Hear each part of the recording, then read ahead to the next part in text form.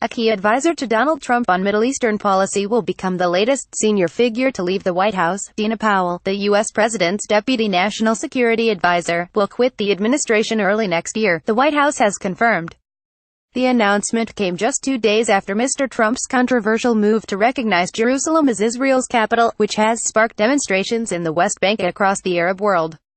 However, close Trump allies say Ms. Powell's departure had always been planned and the former Goldman Sachs executive would continue to offer advice from outside government. National Security Advisor H.R. McMaster told The Washington Post, "Dina has been an invaluable member of President Trump's team. She organized and drove an effort to restore our nation's strategic competence. Her sage advice helped provide options to the president, and her strong relationships across the U.S. government and internationally helped drive execution of the president's decisions.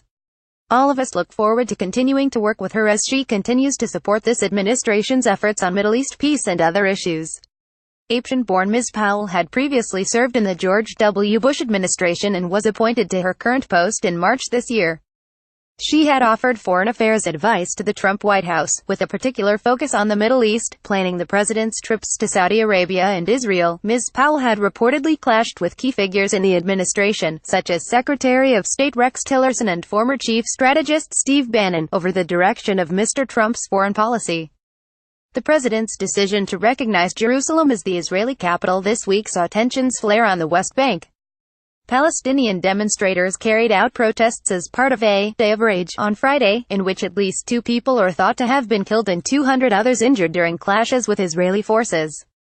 Mr. Trump's declaration was described as a courageous and just decision by Israeli Prime Minister Benjamin Netanyahu, but has received widespread condemnation from Arab nations and Western U.S. allies, including the UK. More about Donald Trump. U.S. Jerusalem Israel Palestine reuse content.